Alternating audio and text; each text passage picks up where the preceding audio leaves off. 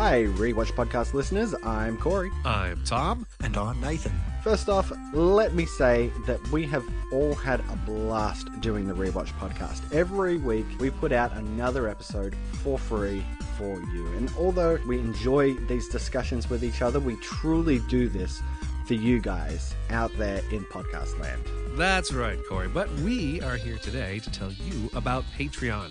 Every week, there are costs involved in podcasting about film and television, including hosting and bandwidth charges, our own personal internet usage, and film or show rentals and purchases. So, we're asking you to become a Patreon supporter. If you can afford as little as $1 to throw our way per month, it would really help us keep the lights on. And if you want to send $100 our way every month, we wouldn't turn that down either. But it's your choice, and we appreciate the support you bring. As always, we strive to bring you the best quality shows we can create, and we hope that you enjoy them. So head on over to patreon.com/rewatchpodcast to become one of our patrons and show your support for the Rewatch Podcast. And if we get enough patrons, we may even be able to produce exclusive content just for the supporters in the form of simply getting episodes before the main feed release, or even bonus film discussion episodes as a thank you for your support. The website again is patreon.com/rewatchpodcast. Thanks, everyone. What if you could find brand new worlds right here on Earth, where anything is possible? Same planet, different dimension. I found the gateway.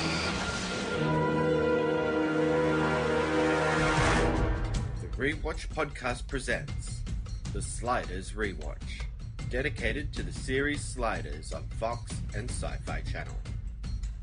Join us each week as we continue crossing the Einstein-Rosen-Podolsky Bridge and find ourselves in strange new worlds. Email your thoughts on each episode to the rewatchpodcast@gmail.com. Join us on Facebook at facebook.com/rewatchpodcast or on Twitter @rewatchpod.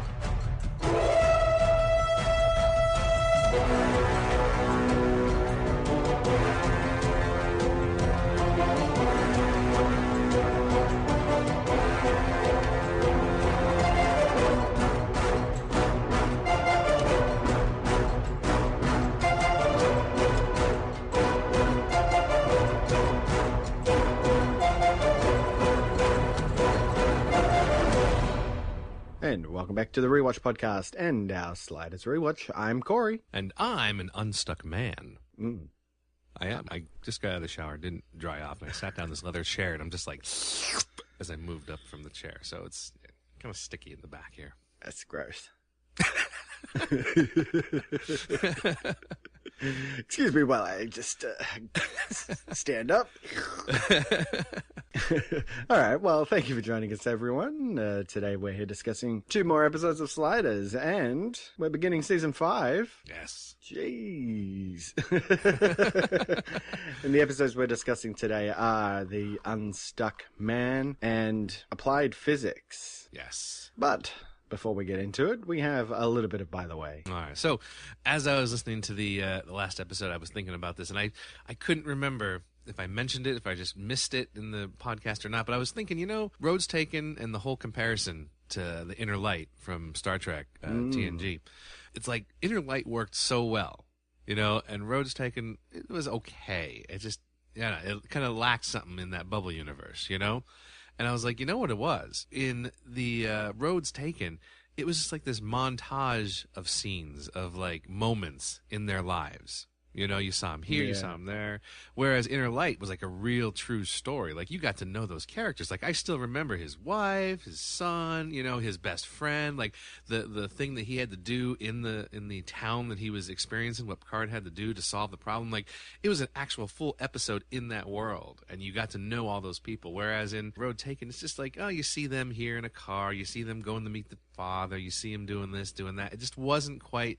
It didn't pull you in as much. Yeah, it was just all Quinn and Maggie, and they didn't try to set anybody else up. Yeah, so I was just thinking, they should have done more. And then, because that bubble universe apparently is pretty important, as we find out in this season. Yes. We do get mention of it. I was just thinking about that. I was like, man, they should have spent a little more time there. But, oh well. It is what it is. The other thing that I wanted to mention was a long time ago, way back in the very beginning of the podcast, I had mentioned, someone had mentioned in the Messages in Time about a book called The Man Who Folded Himself by David Gerrold. Of course, he wrote a lot of Star Trek episodes, and they suggested, reading The Man Who Folded Himself because it was about alternate universes and such like that. And I actually finally finished reading it. I started reading it probably, back when I first mentioned it, and then I just, got distracted, other things and whatnot, and took a trip over Christmas and finally got around to finishing it. It's not very long. I just kept getting distracted. It's a very good book, actually. If you like time travel, which I know you do. Yeah, if you like time travel, it's a neat look at time travel. It's a little different. It's kind of related to Sliders in that it's not just time travel per se, as like, you go back to a certain time and then you can mess around and things like that. It's more like when you go back in time, you're automatically creating an alternate dimension. Right. And that's where the Sliders connection comes in. So it's pretty well done. I will warn you, because I know there are people out there, that may feel uncomfortable with things, but there is a bit of a slight bit of homosexuality in part of the book. So if you're uncomfortable with that, you might not want to read it. It's not, it's not like, totally in your face, but it is an important part of the story and the character's journey. So but this, if you're not into that, then you might want to avoid it. But if you read it, I think you're gonna like it. I liked it. It was very enjoyable. Yeah, well, I might have to check that out. I have some Audible credits. I wonder if I could track down the audiobook. Oh, I bet. Yeah, I bet. It was written I forget when, like 60s or 70s, I thought.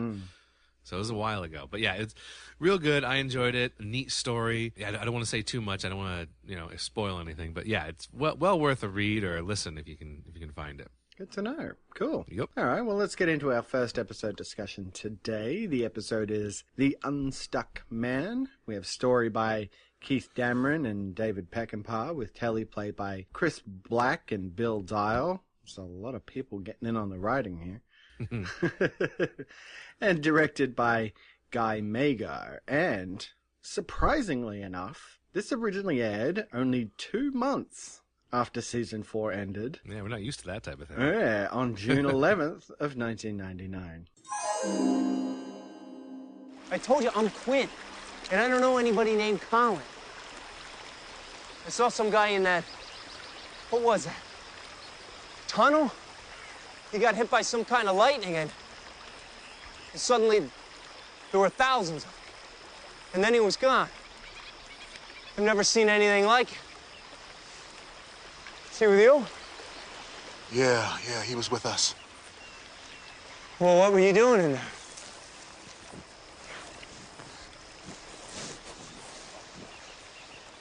Are you with Fremont Labs?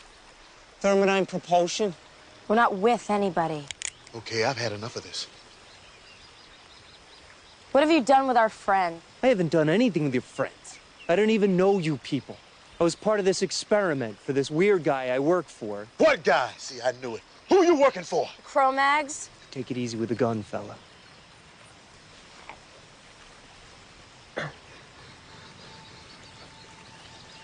Maggie, stop him. If he kills me, little Thomas will grow up without a father. What did you mean by that? I don't know. It just came out.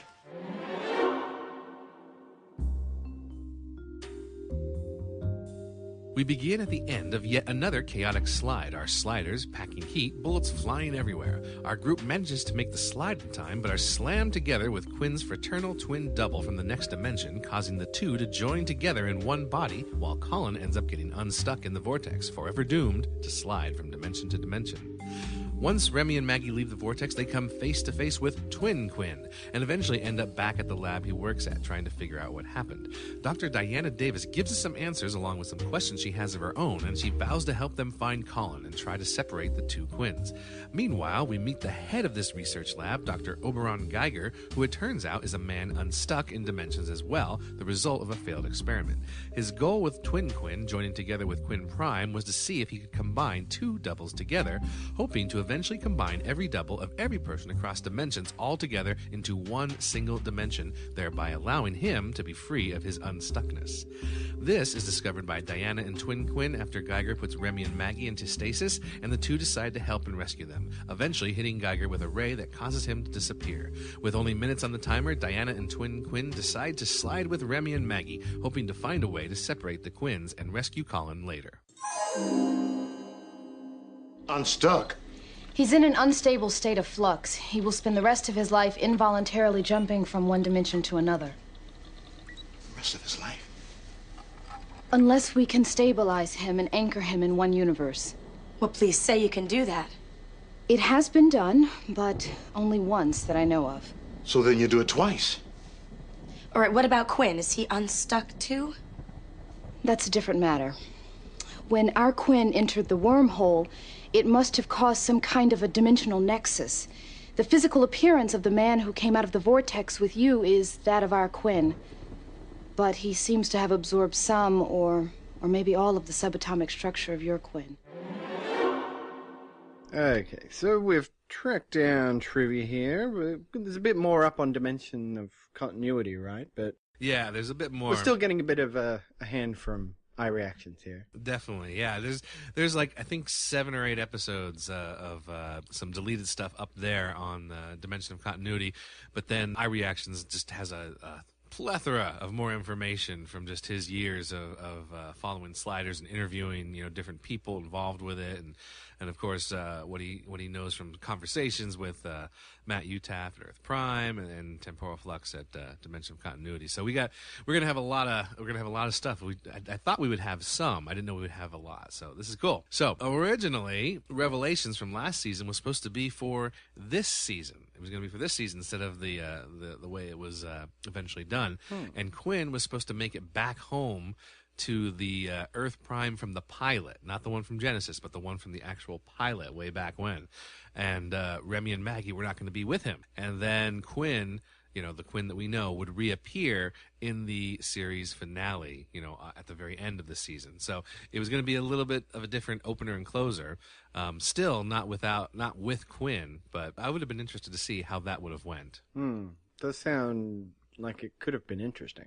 Yeah, because we'll get into it. The way it was done. But anyway, yeah, I like the idea that he would, be there in the beginning, to set off the new season, and then show up at the end to give it a nice sense of closure. But oh well. Let's see. Originally, they were going to reuse footage from Colin and Quinn from season 4, and then morph them into Cro-Mags. To try to explain why they're not with them anymore. Like, they were trying to come up with ways to explain the absence of the O'Connell brothers. Right. And this was one way they thought, well, we can do this. Let's reuse the footage from season 4, but Jerry found out about it and blocked all use of his, his and Colin's or Charlie's images. So. Right. Originally, up in the sky, they were supposed to see some purple lightning when they landed. It was like a clear sky, but they would see these flashes of purple lightning. Obviously referring to what Geiger was doing in his lab. There was a billboard that featured a special concert featuring Marilyn Manson, John Tesh, the Jungle Boys, and Elvis or something. It was a weird mix of people. Very weird mix of people. Yeah. And it's, it says Jungle Boys, but that could be autocorrect. Mess it up on my when I type there.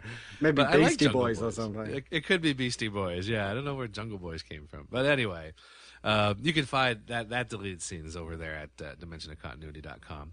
Originally, when they start powering up his machine, Geiger's machine, you were going to see a whole row of like super huge antennas starting to move and power up, and that's how he was going to try to merge all the dimensions. It was going to be this huge array of antennas up there getting powered up. Yeah, sounds expensive. Well, yeah, exactly. Well, it makes more sense because in the lab he only has that one little gun, that big cannon or whatever that he uses to stick or unstuck Quinn and Quinn together or whatever he did. So they were thinking, well, we need to have something more realistic if we're going to do dimensions, Yeah. So he had this huge machine, but yeah, expensive, definitely. And then there was a cut line from the show that was going to refer to Twin Quinn's father as Michael Mallory, but his mother's name would have been different. So it would have been Michael Mallory, just like our Quinn Prime, but he would have had a different mother, and that's why he's a fraternal twin. Looks kind of, a way of explaining how Quinn Mallory of this universe could look different than our Quinn Mallory. Right, different mother. Right. Interesting. All right, well, shall we keep it rolling, because we have the time, and just do a quick impression? Sure. Let's do it. All right, cue the music. Kermit the Frog, a hick, and Alan Rickman are conducting an experiment. Are you ready? As ready as I'll ever be. Good. Big day, huh? The hick and Alan Rickman walk over to a platform. Go ahead. The hick steps up. Stand back. Ready the process. Ready to proceed.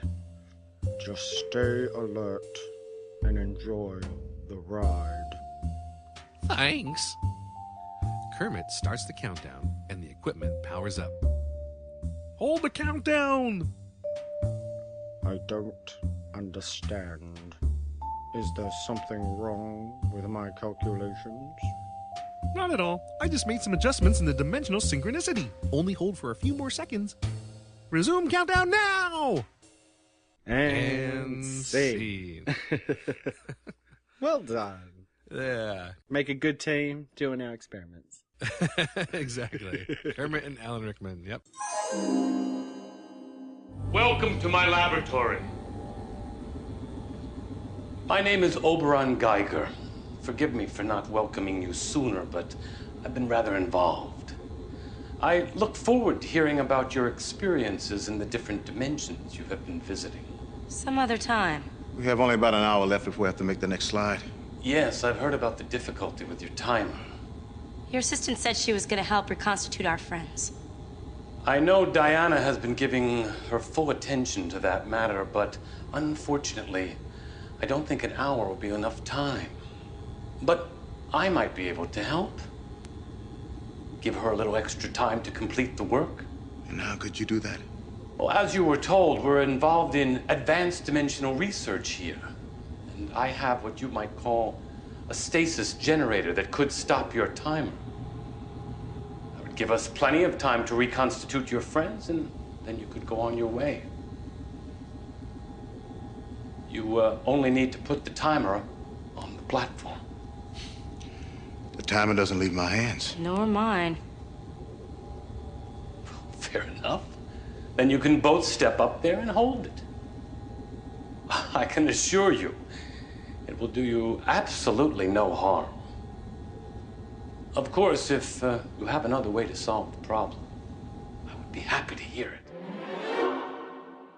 All right, so let's get into our discussion of the Unstuck Man. So, straight into it with our new cast members, Tembi Locke and Robert Floyd, conducting their experiment in dimensional synchronicity with this shadowy figure.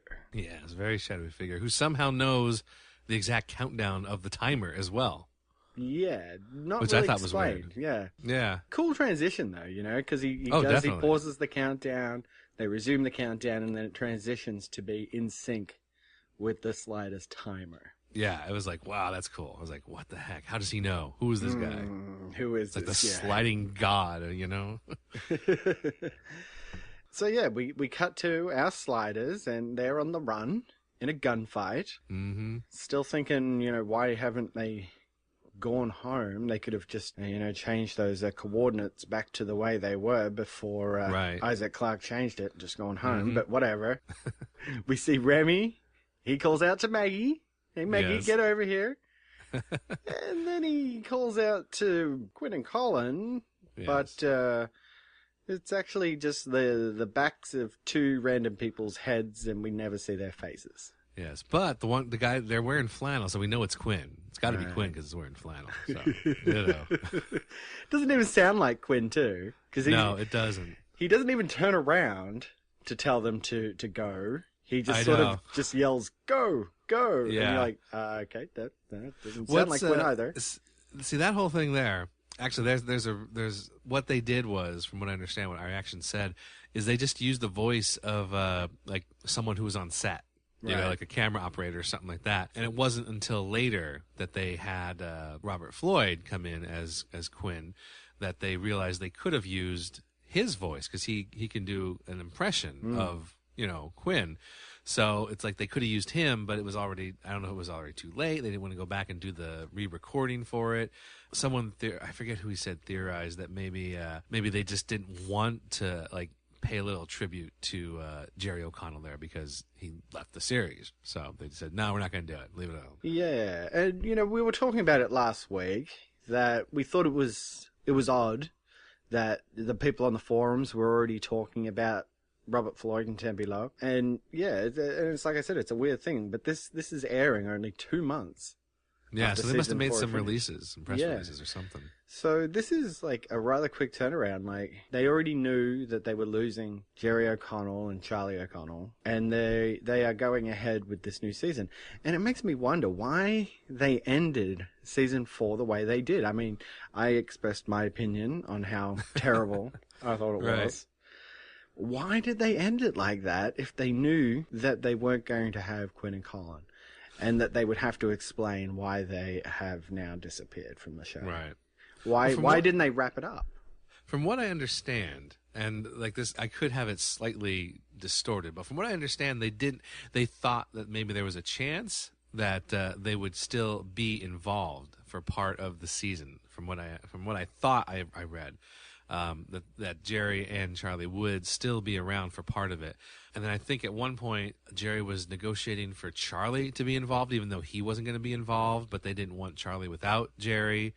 So that's where everything started to fall apart. But yeah, I think originally they wanted them to be a part of it. So it was like going to be Jerry with possibly Robert Floyd and Tempe Locke as part of it for a little while. I'm not positive I'm remembering correctly, but it was something like that where they were going to be involved for a little bit and then it changed. Well, at the same time, they could have just written an ending that sort of lent towards Quinn and Colin are gone. Well, yeah. But if they sign back on for another season, then we can write it into the first episode how they come back. Oh, yeah. You know, and, you know, otherwise, as it turns out to be, they don't come back, then they could have gone forward with a story already set in motion.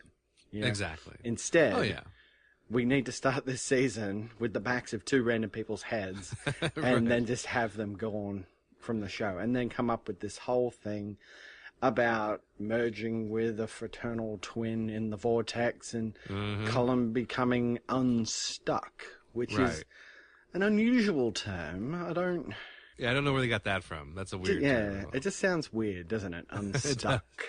Yeah, it's very strange. It's also it's kind of like the whole Wade thing. You know, it's not something that we're gonna really resolve. I don't remember because I didn't really watch this whole season. I saw bits and pieces, but yeah, it's one of those overhanging things. Like, you've got a friend out there who's in trouble, and we're going on all these other adventures, and we're not going to mention him ever again. Yeah, and plus the explanation they're going to give here with Quinn being merged with this twin. What's the arc for the season? Like, it seems, you know, going by the 2 episodes that we've watched now, that the arc is to separate the 2 Quinns. Yeah. And you're like, well, why are we focusing on that if we know Jerry O'Connell isn't coming back? Like, yeah, are you trying to tell us that quite possibly Jerry O'Connell will come back to the show and that maybe eventually they will be separated? Or he's not coming back, so this is never going to happen, so why are we wasting all our time focusing on this story? I wonder if they were hoping, maybe behind the scenes, maybe they were hoping that they could work out something that they would come back. I don't know. Yeah, I don't know. I'm nitpicking here because this is where we're going, so we have to deal with it. Oh yeah, well yeah, of course. Yeah, so they all make the slide. All this happens. Colin and Quinn are gone. And then there's the guy from the lab there with them. And he says, no, I'm Quinn Mallory. So, you know, at least it's a good cliffhanger. It's more than they gave us for the season finale. Oh, yeah, definitely. Definitely. It was trying to set something up here. So you can appreciate that. And new credit sequence with only Clavant and Carey credited, We don't. Which is odd. Yeah, we don't get Robert Floyd or Tembi Locke in this opening credit. Yeah, it's like, why not? They're in it. You know? I guess maybe they don't want to reveal that those are going to be the two, that are going to be with us. But, I mean, like, I think everybody knew. Who else is it going to be? Yeah. Right, exactly. But, yeah, they try to play it close to the chest. So, again, I guess you got to give them credit for trying something, trying to hold something back, even though it is pretty obvious. Right. All right, so we get a quick explanation here about Quinn and Colin. Mm-hmm. And Colin is split into 1,000 different versions of himself. Oh, good. That's what we wanted. And he now has to uncontrollably slide between dimensions. Yes, he's just forever in the vortex. Mm. Never-ending roller coaster. So, how do you feel about Colin's lot in life, I guess? I'm like, you know what? Just you could have said he was just dropped off on some random world, because he's not. I mean, chances are, that they're not going to have sliding technology. He can try to find Quinn. They can try to, he try to find that dimension's Quinn and try to come up with something. But Colin's not going to understand the mechanics of sliding yet to be able to rescue himself. At least he could have had a nice little ending on some planet somewhere. Yeah. Well, I've got to ask: would you have preferred it that maybe Colin and Quinn were redirected somewhere else and they just introduced two new characters? Or do you like that they have sort of tried to continue with Quinn with this explanation? That's a good question. I will say, back when I first saw this episode, back when it first aired, I remember I watched it, and I did, like, when they showed the backs of those two guys running, and when they got to the new world, and they had this other guy saying he was Quinn, I got this feeling in my stomach. I was like, oh, man. Because I wasn't online, really.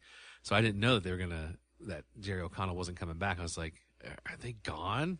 Is Jerry O'Connell not going to play this part anymore? He's done? And, like, as they went through the episode, I'm like, I don't think he's coming back. This sucks.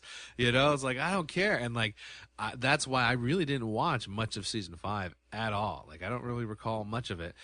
Because I was just like, I don't care who this new guy is. I don't care about this Tembi Locke and this Robert Floyd. I don't care, So if you'd asked me before we did the podcast, I'd be like, I wish they, hadn't done that whole thing with the Quinns being merged together. But, like, now, looking at the series, like, the way we are, with a more analytical eye, I kind of like the idea that they're merged together. That's in part because Robert Floyd is really pretty good at imitating Jerry O'Connell. Right, exactly. I was going to say the same thing. He does a very good job of that, which, when I first watched it, I just didn't even care. I'm like, what the hell? Who are you? Coming in here to my house, It's like, where's my Quinn? But now... like looking at the way I am, more analytical, I'm older and everything.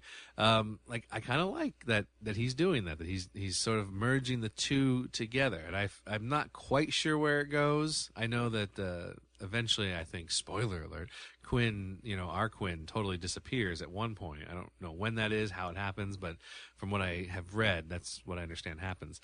So, yeah, I kind of like the way they're going with it now. I do wish, like I said, Colin had been dropped off somewhere instead of just forever sliding, because that's, it's very Wade.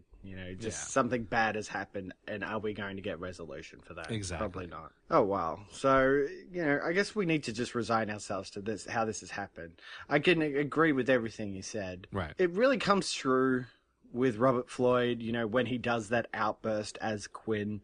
Yeah. Talking about how little Thomas will never have a father if you don't help me. And exactly. Like, it was a really good, like, his inflections, his tone of voice, everything. It sounded like Jerry O'Connell. So I praise him for that. But, it's really beyond that. He doesn't really hit that beat a lot. He is going to come through as his own character moving forward. Oh, yeah, definitely. The character that eventually they're going to come to call just Mallory, but that's really not until the next episode. Right. And I think, I think that's what a lot of people, going into season 5 probably felt the same way. We're like, who is this? We want Jerry O'Connell. We don't want this guy. Who's this guy? So like he had like an uphill battle, I think, in that first couple episodes there to kind of like get over a hurdle, In the meantime, they decide they're just going to head into town, of course, to the Chandler. Yeah. The set's still there, so we've got to make use of it. It's weird, because it's like the world is coming to an end, and everybody is just freaking out. But our sliders are just like, hey, what's going on? Exactly. Can we get a room? I don't know. Well, and then that, like, I thought this when it came up. That preacher guy that was outside, like, preaching against, the end of the world, and there's fire and brimstone, and death is coming on a pale horse. All that stuff. Like, that guy, I was looking at, and I'm like, man, that just sounds like something that Benish would say. And he looks like Benish too. And he looks like Benish. I'm like, this is like perfect for him. I'm like, and then iReaction sent us some stuff about that. What they say was, and this comes from Temporal Flux, Matt Utaf. Matt Utaf actually interviewed Tracy Torme, and Tracy Torme told him that Bill Dial had called him at some point or asked him, what would you like to see in season 5? And Torme said, I want to see Benish back. And Bill Dial agreed. So they made plans to, I guess, fly him in for like 6 episodes. But then later on, something happened. It fell through for whatever reason. And when asked about it, the production team denied that it was ever even planned. They said, no, never going to happen. That's ridiculous. What are you talking about? So like they changed their story. So it's like, did it happen or didn't happen? No one really knows because the team is saying, no, it didn't happen. But then you have someone say, well, I interviewed him, and he said it did happen. Personally, like, I think it was going to happen. I really think it was going to happen because that guy is just too close to what Benish would have been. Yeah. Yeah, I agree. But the thing that I thought was weird was that Bill Dial would even ask Tracy Torme what he wanted to see.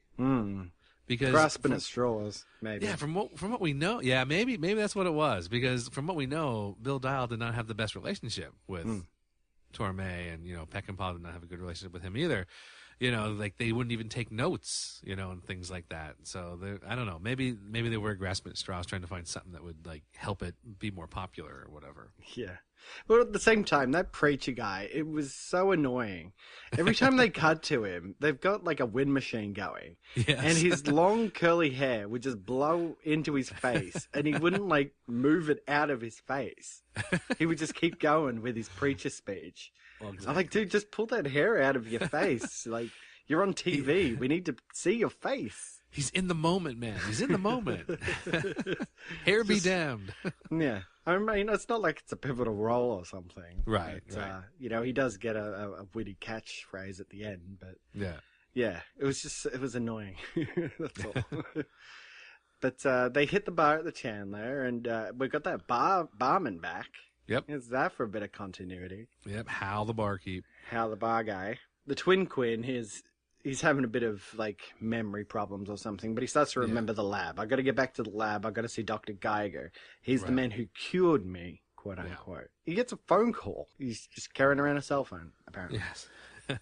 And gets a phone call from the lab, so that works out. The question I have is like, and this happens a couple times throughout the episode, when they're sitting there in the bar and the news report is going on, and you got the one guy talking, this is happening over here in this part of the town, and the rains and the lightning.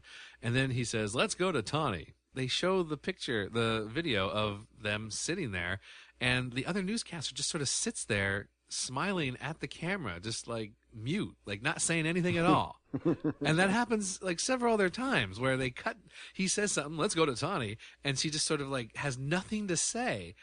Yeah, she has like a mini freak out or something. Like, you're coming to me? I know. What was that all about? That was really strange to me. And then after she did that, everyone at the bar drank a shot at the same time. Like, is this just something that they did on this world where this, newscaster was like, not totally with it, and every time she messes up, everyone takes a drink? Yeah. It's like, the local newscast drinking game. Yeah, it's like they never really explained what that was. I was like, that's weird. Like, why? Like, I don't know. For me, it distracted me. I was like, what the hell was that about? Like, I was trying to figure out, like, is that something to do with the episode? Weird. Yeah. Anyway. And then Hal, the barkeeper, he goes full digs. Full digs. And that's a good term. I went full digs, man. I told him everything. Told him everything about what's going on. Because he knows. He knows a lot. Yes, he does. He's talking about the laser and Dr. Geiger out there. I mean, he goes into some crazy stuff about Area 51 or something like that. I don't know, but yeah, he does. Just full digs, lays out how it is. And that's when Quinn gets a call on his cell phone, and they bring them into the lab. And we get to meet Dr. Geiger. Dr. Geiger. Who I didn't know who this was, but apparently he is someone. Like, okay. Like, I don't know. Like I reading on the messages in Time, they're all like, "Oh, it's Peter Jurassic." Or, I don't know if they say his last name or what, but I'm like, "Oh yeah, that's cool that they got him." I'm like, "Who the heck is Peter Jurassic?" Like, I don't remember seeing him in anything. Nope. But people were pretty, like, they were like, "Oh yeah, it's great they got him." I guess he was in Tron, the original Tron or something. Okay. I mean, I've seen Tron. I don't remember him though.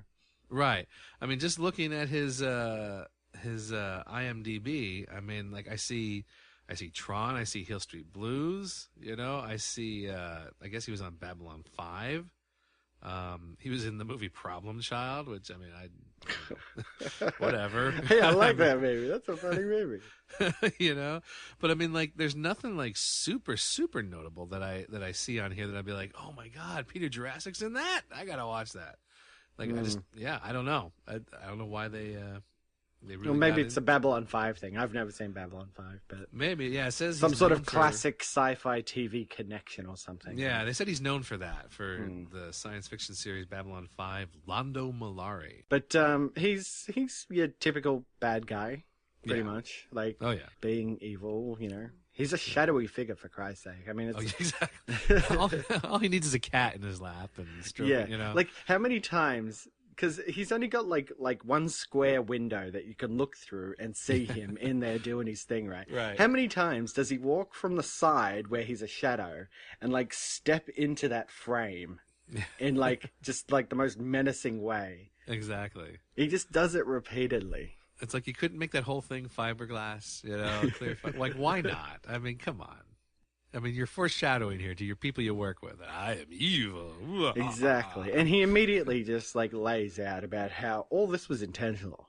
Yes. This is what the plan was, to actually merge you with another version of yourself, albeit, I guess, what we're theorizing is a fraternal twin and not your exact double. Well, I think it could be. Like, I think it doesn't. I think maybe that's just the way this episode went. It just happened to be a fraternal twin. But I think really it probably could be anybody, as long as he's a double.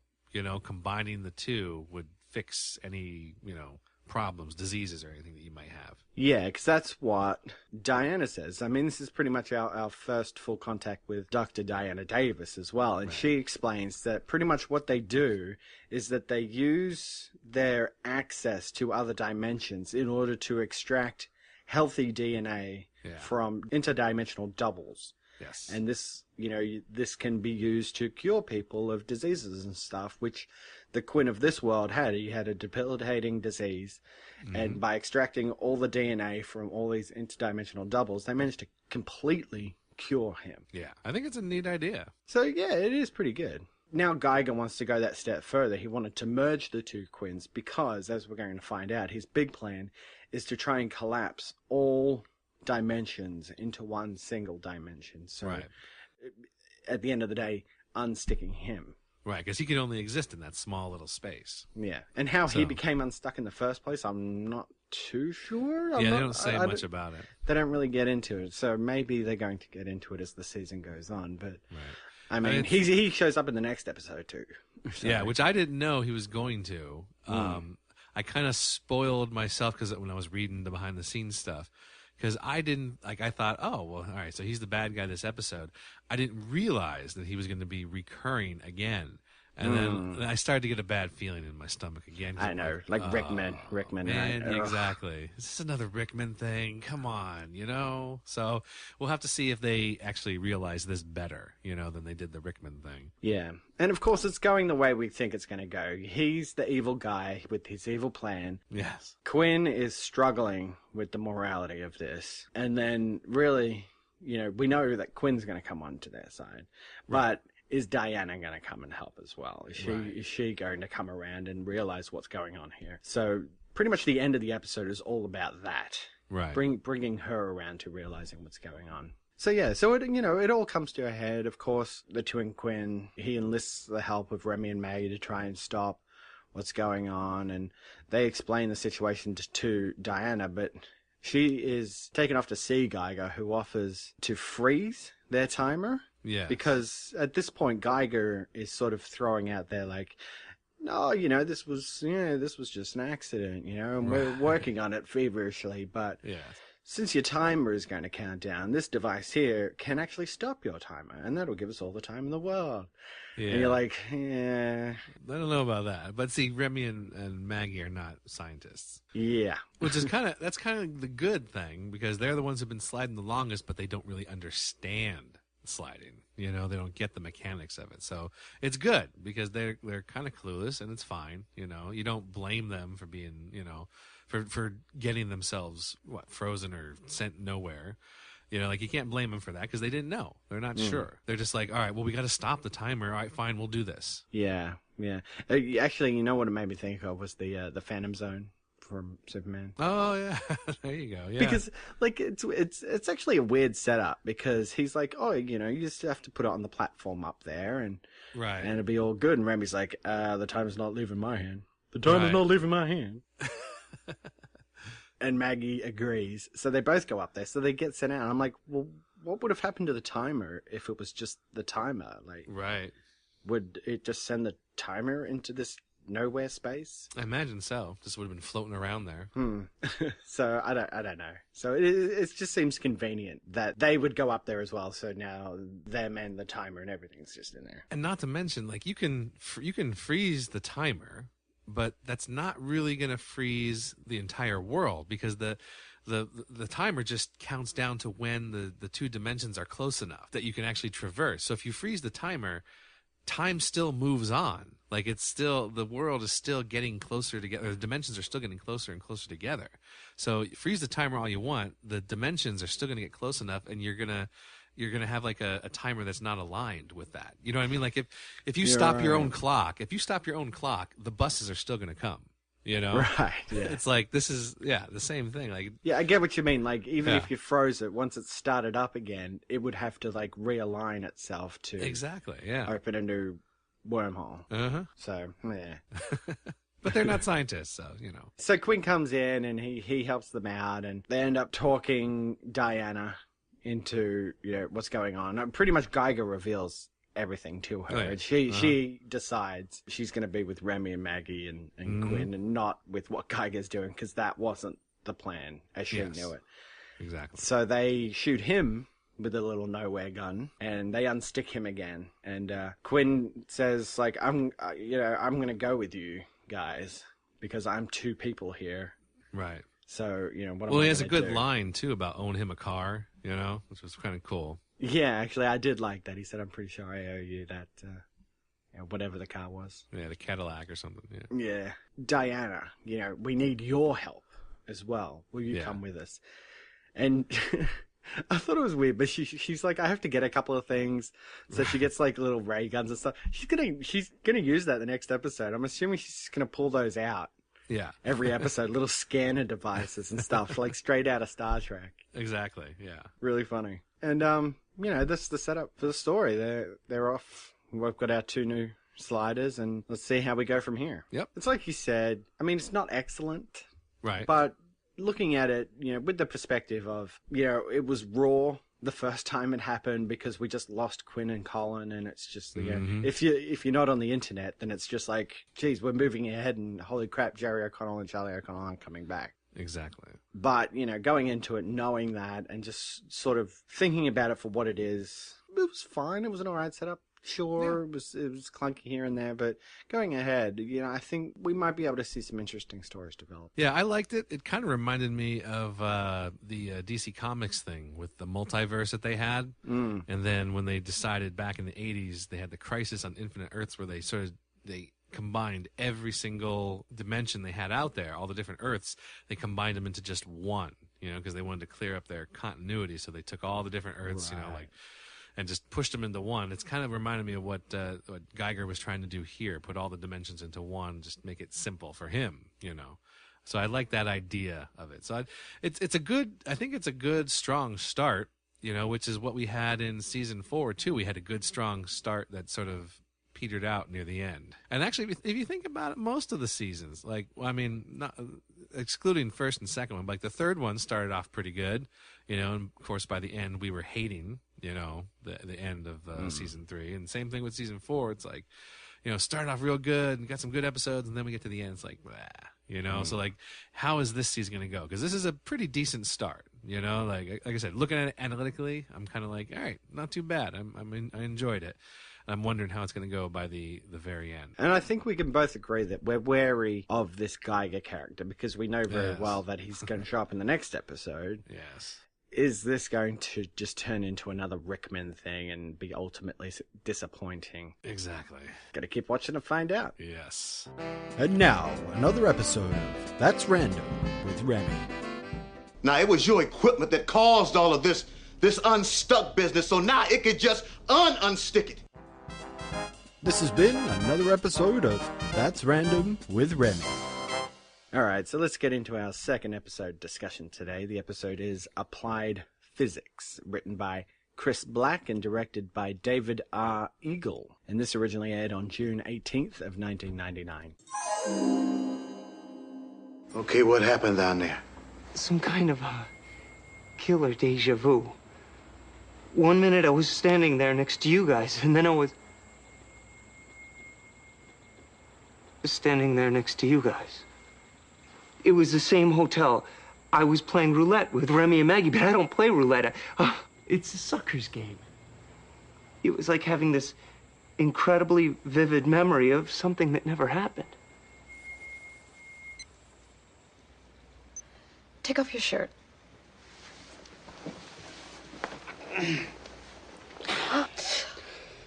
Oh. What the devil? That couldn't have happened when he fell down. That looks like a burn.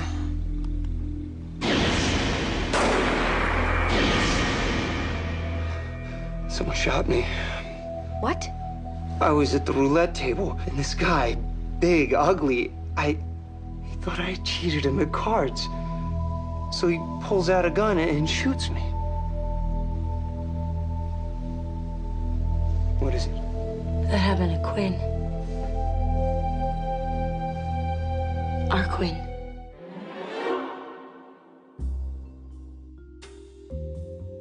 Our newly formed group lands in a new dimension and almost immediately exposes Diana to her double on this world, who goes by the name Dee Dee, and gives Diana a harsh lesson in just how different doubles can be, as Dee Dee has a daughter, a junker of a car, as well as an extremely strained relationship with the child's father. Meanwhile, Mallory is still coming to grips with having Quinn stuck inside of his brain, both entities fighting for dominance, and Remy and Maggie use a virtual reality simulator to try and help him relax and deal with the situation.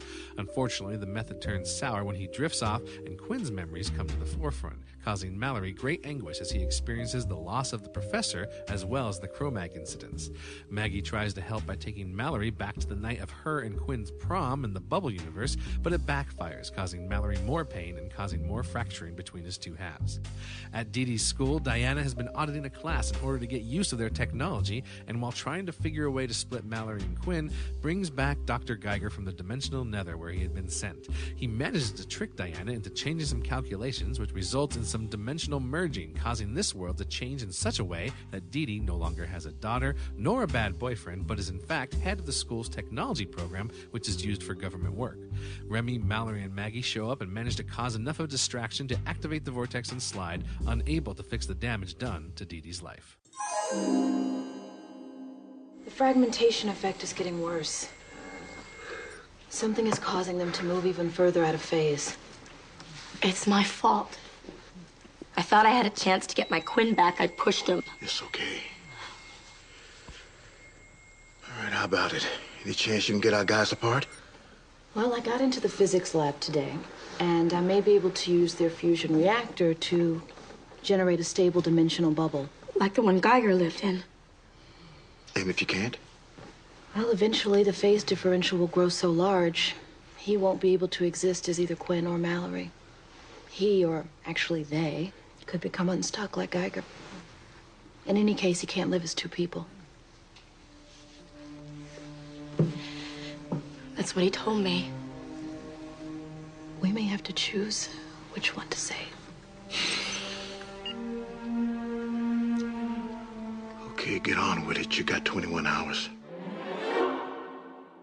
All right, so let's check out the trivia here. It's not a hell of a lot, but No. still some. So originally, the plan was that Diana was going to be a bad guy as well. And, well, maybe not a bad guy, but she was going to be loyal to Dr. Geiger. So the reason that she was going to slide with them was to eventually try to bring Dr. Geiger back. So she wasn't going along just to help, Mallory and the Sliders out. She was there to, support Dr. Geiger and see if she could, help him. But then they decided to not do that, to do that arc at all and just bring her along as someone who's going to help them out. The reason was they said that the majority of the scripts were going to be written by freelancers. They only had, like we said earlier, they had a bunch of people working on the script, but really it's just Bill Dial, Keith Dameron, and Chris Black who are the main writing team, and then everything else is done through the freelancers. So it's hard, to do an arc, when you have freelancers coming in and not understanding everything that you want to do with that arc. So it makes sense. We are going to see a hodgepodge of different directors that we've never seen before this season as well. Exactly. An interesting idea to bring her along as someone who's going to betray them, but I'm glad they changed that. Originally, this world opened with conversation from Diana. They're sitting on the hill there at the Caltech. They're all hanging out. And it was going to start with conversation about Diana saying how this world is exactly the same as the last one. There's just minor, quantum fluctuations, And Remy says, Cue Ball said most universes are going to be similar with very little differences. And Diana says, well, that makes it boring, So and then they would come into the conversation like we had, in the actual episode proper. But just a slightly different opening, a little extended opening. Originally, the Cro-Mag that we saw was going to have the gun pointed at Mallory's head. That's what was in the script, to point the gun at the head. However, I guess Sci-Fi, the Sci-Fi channel, wouldn't allow shows to have guns aimed at heads for whatever reason. That was like their mandate. And so Bill Dial would send the scripts in, to get Sci-Fi's approval and everything. But Sci-Fi never sent notes or anything about it, which said to him, you know what, Sci-Fi they're not even reading our scripts. They're not giving us notes. They're not checking our episodes for things that we do. And I guess it kind of ticked him off, which I don't know how that is going to play down the line, but iReaction said it's going to have some consequences for Sliders down the line. So I'm like, Interesting. I have heard of writers doing that before in later seasons of TV shows. I mean, it would make me mad if they're like not trying to support and help, It's like, pay attention. What are we doing here, All right. Well, I guess we've got a bit of time here, so why not get in a quick impression? All right. Let's do it. Cue the music. Christopher Walken and Kermit the Frog sit in a convertible. Open your eyes. What's this? Well, you said you'd only seen bad things through Christopher's eyes. I thought maybe I'd show you something good. A ruffled shirt? Supposed to make me feel better? This is where we went the night of our prom. Your prom? It's hard to explain, but Christopher and I were trapped in this bubble universe. We spent a whole lifetime there. Well, you don't look that old. Thanks. I lost my home, and that slide helped me have a home again. At least for a while. Christopher drinks from a flask. I lost my virginity on the night of my prom. Wow. Sorry, stud, but you don't get drunk off a holographic hooch. Damn. And I've got holographic condoms. Yay! And scene. Weird. That's very weird. I was just thinking during the other one, I was like, we haven't seen Christopher Walken in a while. And there he is. Throw it in there once in a while. Why not? Yeah, I miss him too.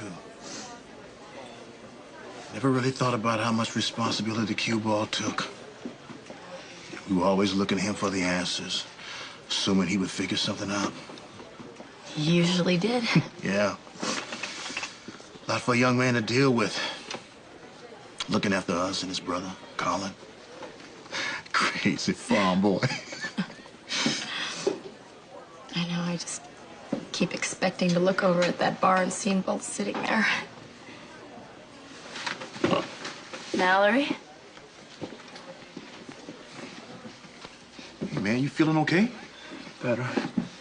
The hallucinations are gone. moment, anyway. Mallory, I'm sorry I was being selfish. Forget it. No. It's just the time that Quinn and I spent in that universe, that life that we had. Well, it was like being home again. And if I give up on trying to get Quinn back, I'll be giving up on a chance at that life. And I'll never go home. All right, so let's get into our discussion of applied physics. Okay, so we're on a world similar to the one that Diana and everyone comes from. Mm-hmm. And they discuss how to get tech to help them split the two Quins and help save Colin, when this little girl mistakes Diana for her mother. Right. So immediately getting into a double for Diana. I think we saw an alternate of Maggie in her first episode. Mm-hmm.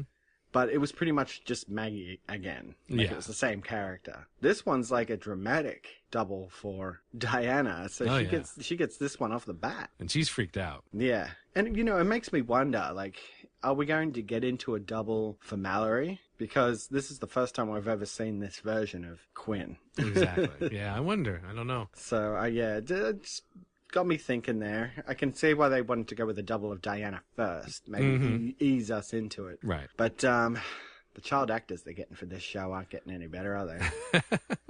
Mommy, look at this picture I drew. Oh, God. I mean, I know I shouldn't make fun of kids, but just seriously, that little girl was just the worst. Oh, Coy, someday you'll have your own child. You'll be like, come on, kids, stop talking like that. It's like, this is their kids, Yeah. And then for some reason, out of nowhere, Maggie just starts copping an attitude. Yes, yeah. And this is where she just starts calling Twin Quinn Mallory. Yes. And it was so just out of the blue, right? She'd never copped an attitude with him before, really. Right. They'd kind of just gotten to know him and, we're in this situation, so we're going to deal with it. But now, just like that. She's just like, you ain't Quinn. Like, I ain't talking to you. You're just Mallory. Exactly. I don't know you. They should have dropped some hints in the other episode, so it wouldn't have been so dramatic. So yeah, just weird. I mean, it gives him his name, that he's going to be going by, but still, if they had dropped some hints that she was not, like, she just didn't like this whole idea that they're stuck together in the last episode, it would have made more sense. But it does come out of nowhere, it seems like. But what else are we gonna do if not head to the Chandler? But this time the Chandler's like a Caesar's Palace casino, right? Yes. And Maggie and Remy reminisce about seeing the Chandler this way before. It was such bad dialogue, though, wasn't it? It was. It's like, this looks like that place with the thing and the guy with the monkey. It's like, what? Come on. Random, yeah. Really random. Yes. But pretty much they're setting it up that it's looked this way before because Mallory is going to have this flash memory of getting shot. Now, why Maggie and Remy wouldn't have mentioned that?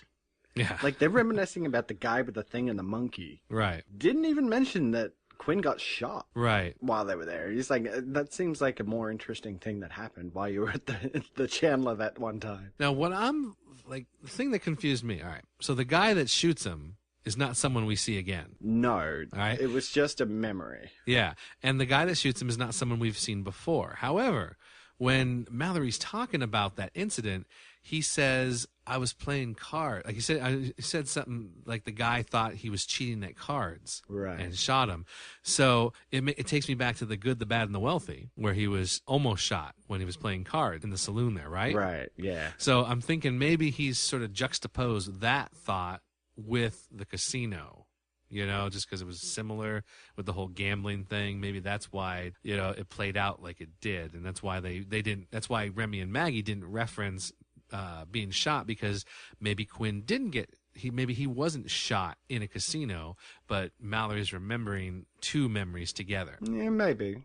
I mean, it's a way of explaining it, because why wouldn't they have said, oh, this is where Quinn got shot, Yeah. I don't know. It was just weird. Yeah. And he's actually, like, getting wounds. Like, the memory was like so realistic that it actually generated a wound on his arm from where he was shot. So something like really iffy is going on here. Yeah. And Diana, luckily she has all her scanning equipment. She has her tricorder. And she finds the Greys and stuff, and she just pretty much just says like it's getting actually pretty bad for them. Like the two of them can't continue to exist in the one body, and Quinn is trying to, I guess, take control in a way. He's in there, and he wants to fight for supremacy. Yeah. It's pretty much like he's getting torn apart. So this is something that needs to be taken care of. And Diana just jumps in on this physics class. They sort of call out. They're like, "Are you even in this class?" Yeah, that was weird. And then it just cuts away. You know, she does that like smile that like and then the next thing, she's just got the run of the place. Yeah. Well, she said she decided to audit the class. You know, and that's why I don't know why they put that scene in there where they're questioning if she's in the class, because I would assume, you know, that she'd be smart enough to just go in and say, hey, you know, I want to audit the class or whatever right away, so there would be no question. Like they wouldn't be questioning why she was there. She could say, oh yeah, I'm auditing the class. You know, I'm so and so. So at the same time, she can't pretend to be her alternate, right? Because her alternate is like nobody to the university. Right. As we find out. So, yeah, it was weird how they set that up. Like, how did she just suddenly get the run of the place? It was just bizarre. Yeah, I mean, I don't know how it works. Like, I know that you can audit a class. Like, you don't have to be, like, an actual paying student. But I'm not auditing. Do you know anything about it? Not really. I don't quite understand what it's all about. Yeah.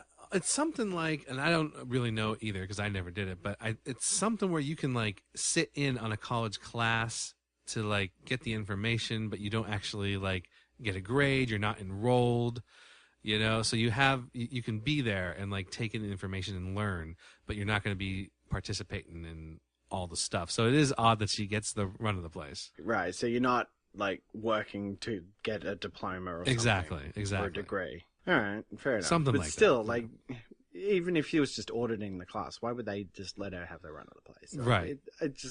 It really doesn't make sense to me. There should be some security there. Yeah, someone should be supervising her. Yeah. She can't just go into a university and just start using equipment. And then they introduce this hologram vacation thing. Yeah, the travel agent. The travel agency, yeah.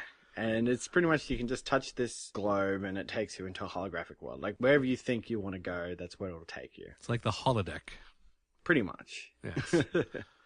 And we go to Mallory's childhood home. And we see his parents, which I guess is supposed to be Michael and Amanda and or Elizabeth. Like we said in that cut scene, it was going to be Michael and then just some other woman is what they had originally planned. But instead it's just like, this is when I was a child. Yeah.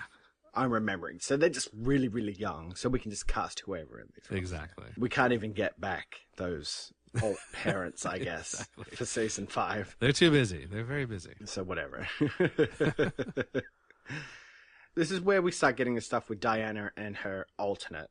Because she seems to, like, really sympathize, I guess, with her alternate. Because her alternate, like, doesn't seem to be as smart as she is. Like, she never got into any kind of physics or anything like that. She's actually just a single mother who had dropped out of school. Right. And she comes across her, like, fighting on the phone with her ex. And I'm not sure she intentionally gets involved with her double, because later it's more like she just runs into her. Yeah.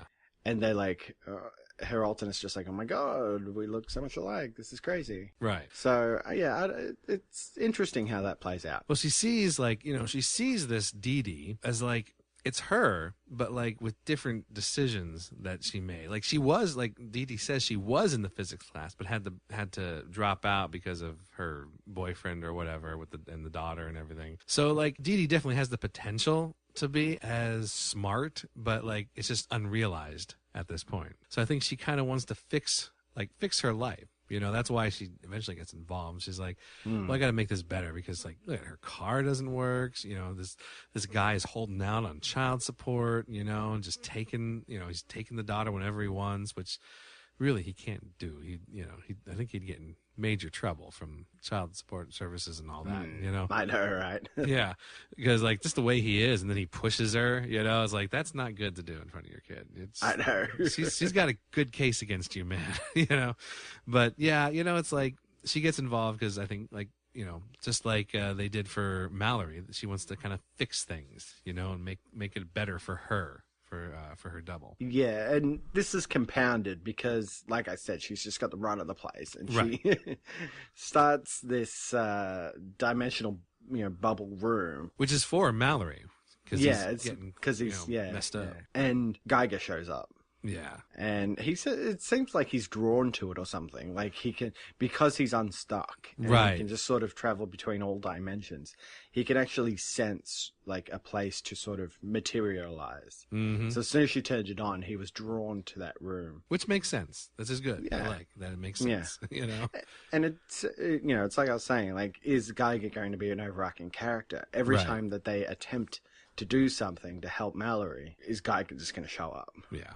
To thwart their plans. And they sort of try to make you think maybe she isn't going to be as faithful to the team right. as she could be, because she makes a deal with him to pretty much carry out what his plan was, crashing all these dimensions together so he can become unstuck. But it's because she wants to have her advantages given over to her alternate. Right. Because Geiger pretty much throws out that, like, he's been across all these dimensions, and in all those dimensions, none of them had met him, and therefore none of them lived up to any kind of potential. Exactly. And she can't stand the thought of that.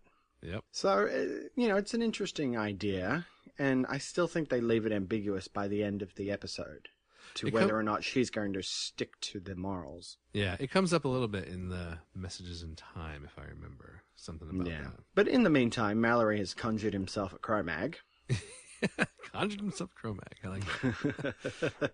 And he's also relived the death of the professor. Yes, which was cool. It was a good little throwback there. Nice little drop. So he's really struggling having Quinn's memories in there. And Maggie tries to help him out by taking him to remember the life that she and Quinn lived together in the bubble universe. So yes. It's interesting that they're going to continue talking about this. Right. When we're talking about that episode, I was saying, like, if this was how they were going to end mm-hmm. this whole thing, the Quinn-Maggie connection, that I thought it would be good. The fact that it seems that they're going to keep bringing it up because Maggie remembers it and I guess wants to make it reality. Yes. Even the mention of Thomas in the first episode, I was a bit like, ooh. Yeah. Like, are we seriously going to keep bringing this up? Exactly. I guess so, but yeah, they do that. They go through the whole thing, and I thought the effects were pretty good, as like they're having the good memories of the prom and all that, but then the world starts to like break apart because he's having bad memories and they're coming back. Mm-hmm. It looked interesting, but I don't like they keep bringing up this bubble universe while they live together. Yeah, it's because, like I said, they didn't realize that bubble universe enough. It didn't have enough meaning for us. It was just like a little montage. And I like they showed the scenes from past episodes. Like we saw the Manta ship and we saw the Sky Mall that was up there. Like they showed all the little scenes, the T-Rex and everything. It was kind of neat to see those start coming back in these flashes. That was kind of cool. Yeah, and she's pretty much made things worse for Mallory. Oh yeah, definitely. Because of her selfishness. She wanted to try and have Quinn emerge. Exactly. Sort of try to grab onto anything there, but it's really just sort of making Mallory get torn apart even quicker, right, in a way. Yep. But, Geiger ends up tricking Diana, and he, I guess, takes proper full form, which means that she has irreparably damaged this dimension because her alternate ceases to exist. Right. And there's this new version who is like the head of the department, and she doesn't have a daughter anymore. And right. They've just messed up the whole thing. Now, I didn't know, did they make it so that he could move around that campus or that room, or did they make it so he could move anywhere in that world? I'm not sure. I'm not 100% sure how it worked. But she makes it back to the Chandler to find Mallory. And I think she does drop a line that it's just like within the general vicinity of the college campus, I guess. Okay. That's why Mallory sort of gets fixed up, because they can pull him into that bubble. Right. Expanded bubble, in a way. But Geiger seems to escape at the end too, so I'm not too sure Right. exactly what happened with him there. Yep. So, yeah. And Geiger's locked her out of the system and everything. She can't change the world back, and they have to slide. They have to leave. They can't. There's no more time left. You can't fix it. You've made this mistake. Which I think was cool. I think it's good that they left it like that. And they didn't have everything wrap up nice and, with a bow at the end. Yeah, and like I said, it leaves it ambiguous to how she feels, because they cut to her. She's just drinking alone in this medieval bar from the next world that they're in, which looks a lot like the Chandler bar. Well, of course. A bunch of medieval people in it. Hang up some, swords on the wall, and we've got a new set, Yeah. And of course, Remy throws out, like, we're a team, we work together. And I am not sure her saying that she's going to try and work with them is completely convincing. Right. Yeah. So it's an interesting mystery going forward. Yeah, the ending was all right. But like the very ending, when she's just sitting there and like they're in the bar and he says they're a team, and I'm like, you're not really a team yet, you just met them, a couple days ago. It's like, I understand that's going forward. This is it. This is what we're gonna have to deal with. But I don't know. I guess he's just trying to make her feel better. But all in all, I think Tammy Locke did a good job in this episode. She had to play an alternate, and she did a really good job with that. Two very different characters. Yeah. So yeah. No, I like forward it. to see what's going to happen moving forward. Geiger was fine. He was there in just a small amount, so it wasn't like a big whole Rickman thing. But he was there just a little bit. But the whole thing was the alternate world, the dimension, like the alternate reality of this world. Is like, her not being, the same as herself, with a daughter and a bad boyfriend. I like the idea, because it's going back to the whole, alternate dimension thing. Let's focus on that. It's an uphill battle for them, and they seem to be doing okay. For me, since I really haven't seen any of these, and I didn't have any expectations, and really originally, like I said, I was just like disgusted by the whole thing when I originally saw it. For me, I actually enjoyed these two. I was like, all right, not bad. Yeah. I can get on board with this. Rob Floyd, Tammy Locke, I take back my opinions that I had of you back then in 1999. You must feel like you screwed up pretty big. Maybe you did. I mean, you're human. It happens. When you make a mistake in the lab, people don't vanish off the face of the earth. This isn't a lab. Nope.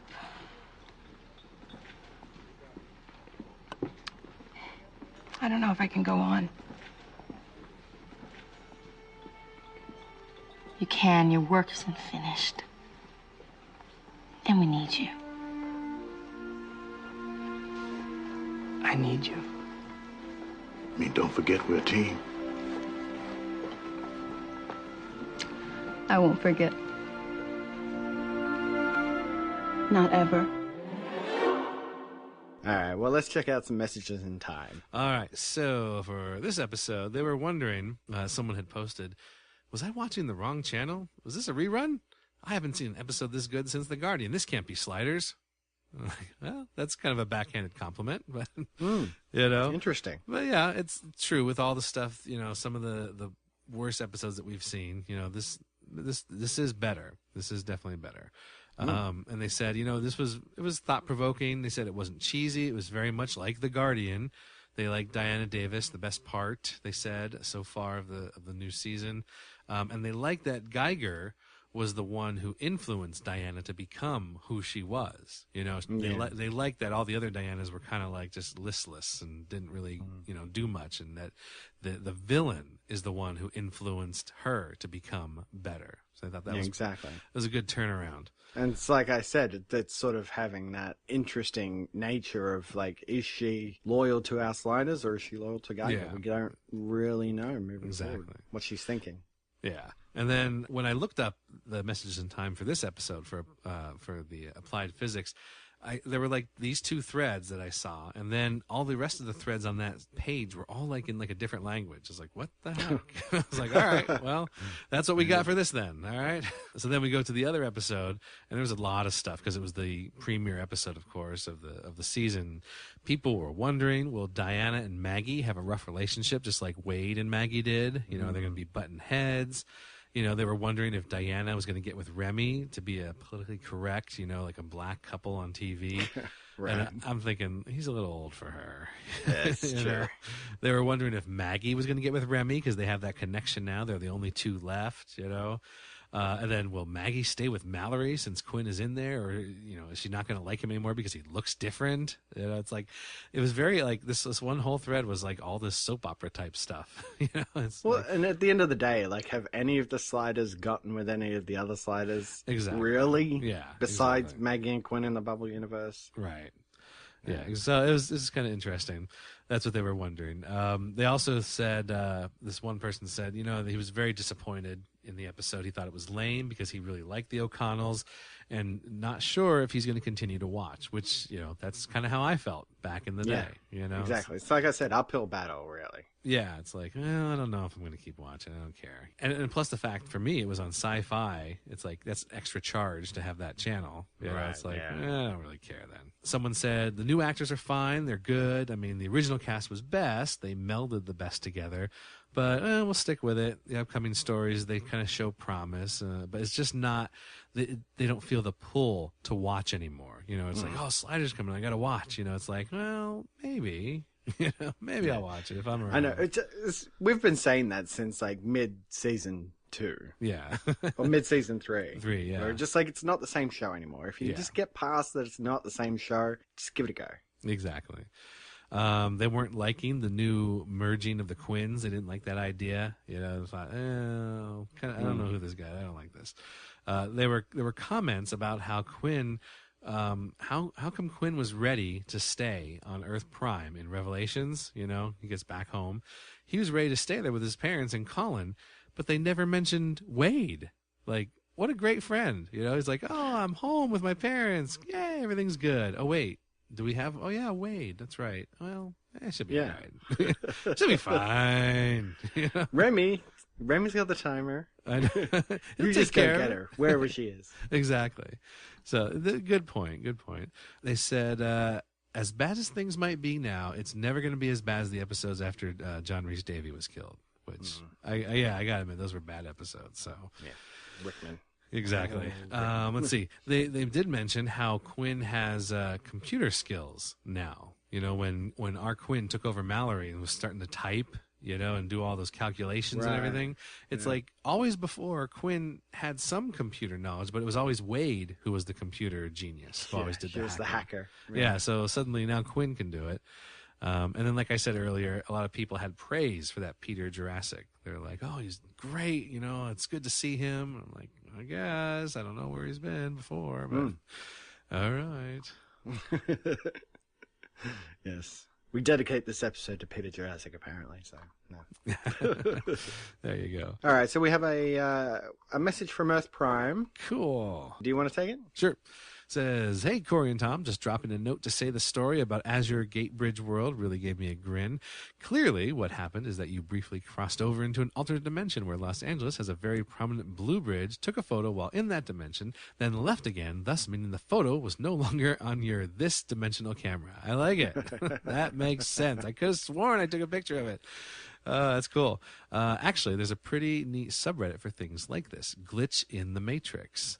Some of it's hokey, but there are some stories in there that'll really creep you out and make you think. Keep up the good work as ever, Intangible. Yeah, I've heard about things like that, you know, where like where weird things happen in the world and you attribute it to being a glitch in the Matrix, like from the movie. Yeah. That's pretty cool. Yeah, I like that. I like it. That's what it was. Yeah. And as for Reddit and all that, I don't use Reddit. I've looked on it a couple times, and I still I get confused a little bit. I think, where am I? What am I reading here? Maybe we should start our own thing and call it I don't get it.com. There you go. And make it a simplified version of Reddit. There you go. Yeah. Okay, so next week, of course, we're continuing on with Sliders Season 5. The episodes are Strangers and Comrades and The Great Work. So really looking forward to that. Yeah. Seeing how we're going to move forward here in Season 5. Exactly. But, before we get out of here today, I did just want to throw out a bit of news, make a bit of an announcement. Mm-hmm. We're getting married! Yes. It was beautiful. It was great. It was a good wedding. No. Go on. No. We figured, well, we're starting season 5 of Sliders, so we're on the home stretch to finishing out our discussion of the series. And, we have an idea for a final episode, which, I don't think we'll announce that quite yet, but just a little something extra once the series is wrapped up. We've wrapped up our complete series discussion. We, of course, want to move on and keep doing the show, Mm-hmm. Tom and I, we hook up every week on Skype and we have our discussions, so we want to keep doing that. So we had to come up with another show that we could both talk about and keep the podcast discussions going. So you're hearing it here now. We're making the announcement now that once we finish discussing Sliders, we are going to be discussing Lois and Clark, the new adventures of Superman. Exactly. And getting into all 4 seasons of that. So that'll be exciting. Yeah, very excited for that. Yeah, it's been many years since I've watched that show, so I'll be looking forward to getting into that. And as I said, we hope that you guys have enjoyed our Sliders discussions, but we hope you'll stick with us once we're done and come and do a rewatch of Lois and Clark with us. Yes. All right. Well, that is it for this episode of the Rewatch Podcast. Keep up with listener interaction by liking our Facebook page at facebook.com/rewatchpodcast and follow the show on Twitter at rewatchpod.